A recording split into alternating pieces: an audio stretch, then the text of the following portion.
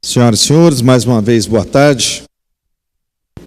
Quero mandar um grande abraço aqui para todos aqueles que nos acompanham pela TV, pela internet. Queria começar a minha fala. Coloca só o segundo slide dos homenageados, Carlos, fazendo favor. Só para a gente fazer aí uma lembrança. Tá aí o Valtinho que trabalha com uma garotada lá com futebol, que a gente fez homenagem na sexta-feira passada, e o Lucas Vieira, que também foi homenageado aqui na segunda-feira. Nessas duas lideranças aí, parabenizar a todos os homenageados por cada um dos vereadores. Bom, agora eu quero tocar em dois assuntos, só para fazer uma leitura aqui da questão do Jardim do Marquês. Eu vi até o Abner fazendo uma defesa. Eu em nenhum momento fiz nenhum tipo de crítica, né, ao fato de não ter começado a obra, porque, como eu disse, a gente tem experiência e sabe que, infelizmente, nós estamos sujeitos, né, o governo está sujeito a esse tipo de situação. Porque, infelizmente, as empresas participam de uma concorrência, muitas vezes a que ganha a gente já até conhece, mas não tem nenhum impedimento legal. Então, não é culpa do prefeito. O que eu fiz aqui, até uma brincadeira, é que é o seguinte: obra boa é obra pronta, é obra entregue. Então, não dá para... É igual futebol, Aderbal. Começa o jogo, faz 1-0, você já sai comemorando? Opa, já somos campeão. Tem muita água para passar debaixo da ponte. Então, o erro foi esse, ir lá inaugurar a placa. Essa foi minha crítica. A obra tem que ser comemorada depois que ela foi entregue para a população. Foi isso que eu fiz, uma brincadeira séria, né? Porque senão... Você pega lá, agora vamos colocar a placa aqui e comemora. Aí está no meio da obra, comemora. Não, a obra é a seguinte: começou a obra, espera terminar. Quando entregar, o nosso governo fazia isso também. Quando terminava a obra, ia lá entregar a obra para a população. Faz parte. Então, não fica aqui nenhuma crítica, não. É só uma coisa que eu falei. E, coincidentemente, a própria menina do Valmir falou, o dia da mentira. Mas não é uma crítica, não. E eu acho que questões ilegais, elas têm que ser pegas mesmo e tem que entrar na justiça e punir quem faz coisa errada.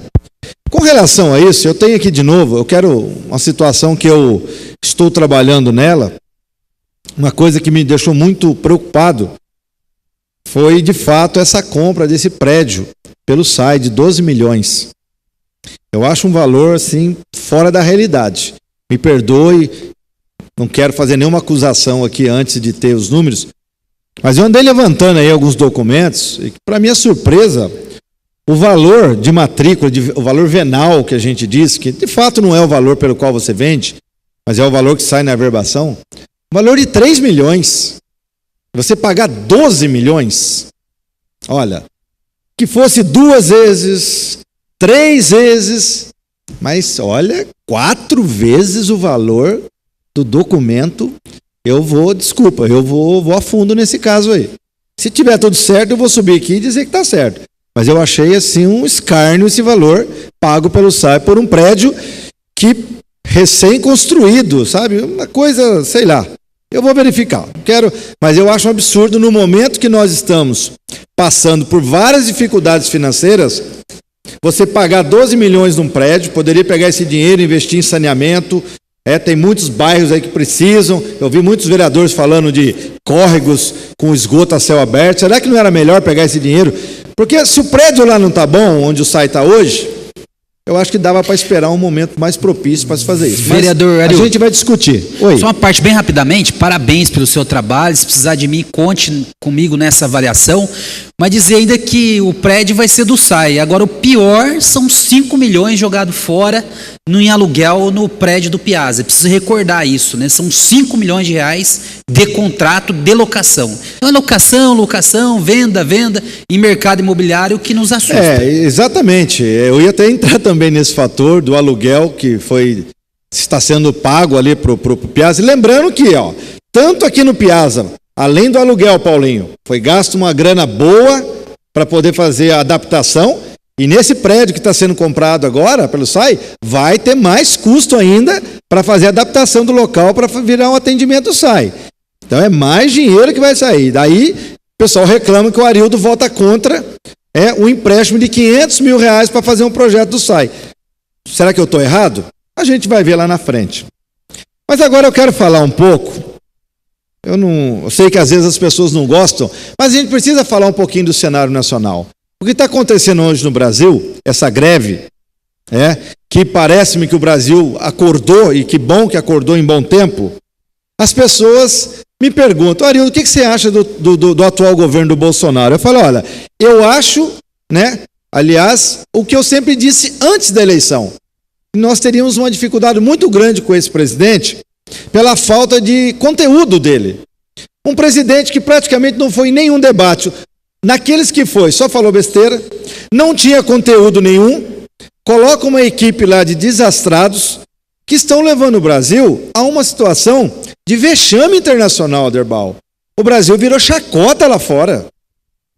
A gente começa pela questão da educação, que eu acho que é um ponto que está aí hoje. A gente fica até muito feliz, feliz por um lado, mas triste por outro. Porque é o seguinte, a qualidade do Ministério da Educação na mão desse governo é tão ruim que eles conseguiram ressuscitar as ruas. É o que os jornalistas estão falando. Eles estão conseguindo unir a esquerda, a direita, o centro, tudo, para que essas pessoas vão para a rua para reclamar de um governo que em 5 meses já trocou 2 vezes de ministro e não dá uma resposta. O primeiro, a única coisa que ele conseguiu apresentar foi mandar filmar a criançada cantando o hino nas escolas, e, como se diz, falar em ideologia. Fica essa coisa de ideologia, e não apresentou nada. Entra um outro que também só fala besteira, vai lá dar explicação com um pacote de chocolate na mão, como se a população brasileira fosse burra, porque ele poderia ter apresentado lá o que ele quer apresentar de uma forma muito mais concreta, com números, porque ele está subestimando a inteligência do pessoal, e ficam todos ali comandados por uma outra besta que fica fora do país, trocando tweets, brigando aí com o pessoal aqui no Brasil. O que você vai esperar de uma educação dessa? Os caras não têm uma proposta concreta para o nosso país, e as pessoas ficam caladas. Precisou mexer no bolso, precisou mexer em dinheiro para a população acordar e ver que, se ninguém tomar providência, nós vamos à bancarrota. Então, parabéns aí. Inclusive, quero mandar um abraço para o pessoal do Instituto Federal, aqui na região aqui do Fogaça, que também estão se manifestando, porque faculdade, foi dito durante as propostas desse governo, que não era importante, que não precisa faculdade. Que país é esse, minha gente? Todo mundo fala que um país só cresce e desenvolve com educação, e nós vamos justamente no sentido contrário. Aliás, perderam tanto tempo falando em armas, em kit gay, essas coisas, que esqueceram de fazer uma proposta concreta para o país. Então é lamentável que a gente tem que vir aqui falar de pessoas, que infelizmente já estão arrependidas, que bom que elas estão arrependidas, que a gente sabe que muitas delas não votaram por uma questão principal, mas votaram por talvez questões de posicionamento contrário ao antigo governo, por outras questões, mas não pelo conteúdo que esse presidente apresentou, porque as pessoas falam assim: não, agora está chegando um novo presidente com novas ideias, que é contra a política. Como, minha gente? Um cara que ficou 28, olha, vejam bem, o cara ficou 28 anos mamando nas tetas do governo, lá quietinho, no baixo clero, de repente se torna o salvador da pátria. Agora, você acha que um cara que fica 28 anos na política, Aderbal, tem 3 filhos políticos, esse cara vai vir com uma nova política? É só mesmo o mais inocente dos brasileiros para acreditar numa coisa dessa. O primeiro, tá aí, que é o mais quietinho, parecia que era o mais sensato, envolvido em desvio de dinheiro lá quando ele foi deputado estadual. E só não estão fazendo mais nada porque o Moro está quietinho, o grande Batman da justiça, aquele homem que parecia que ia resolver os problemas, está quietinho, não fala um A. Ninguém fala, mas ninguém escuta mais falar do Moro, porque o Bolsonaro calou ele e falou: bicho, o acordo que eu tenho com você é o seguinte: tira o Lula da jogada, você vai ser meu ministro e depois vai para o Supremo. Agora amarrou ele. Ele não vai poder fazer nada, porque se ele contrariar o presidente manda ele embora. O que ele vai fazer? Se matou, bem feito. A gente falava, o Moro também é um falastrão.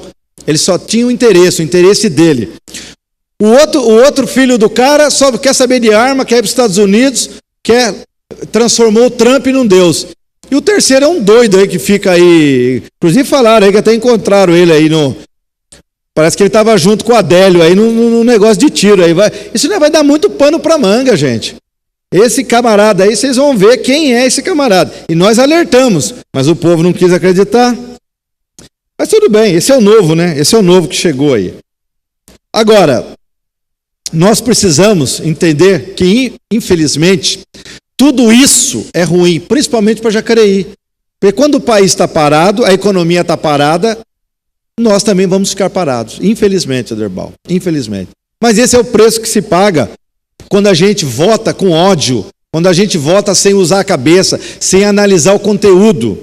Esse é o preço que o eleitor paga. Né, Lucimar? É fake news, né? Aí, ó, é um fake governo.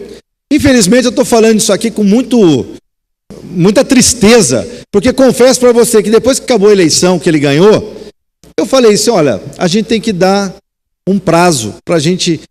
Vai que esse camarada vai resolver. Eu achava que não, porque um cara sem conteúdo nenhum não podia chegar na presidência e conseguir colocar uma elite lá e conseguir resolver esse país. Não, uma elite intelectual, diga-se de passagem. Então, gente, olha, eu estou frustrado, mas por um lado eu estou aliviado, porque eu falei assim, eu estava certo.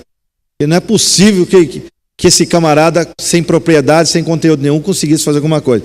E o pessoal está indo para a rua. E não adianta ele falar agora que a população que está indo para a rua é idiota, é ignorante, massa de manobra, porque quando os caminhoneiros fizeram greve, ele foi lá apoiar os caminhoneiros, né? Agora ele vai sentir na pele o que é estar do outro lado da questão. E aí, infelizmente, a população vai pagar mais uma vez, porque o país está parado, pagando preço, tá certo? Na próxima quarta-feira a gente volta aqui, não vou passar o meu tempo, porque eu não quero receber a buzina do Paulinho, não. Tá bom, gente? Um abraço, até a próxima quarta-feira.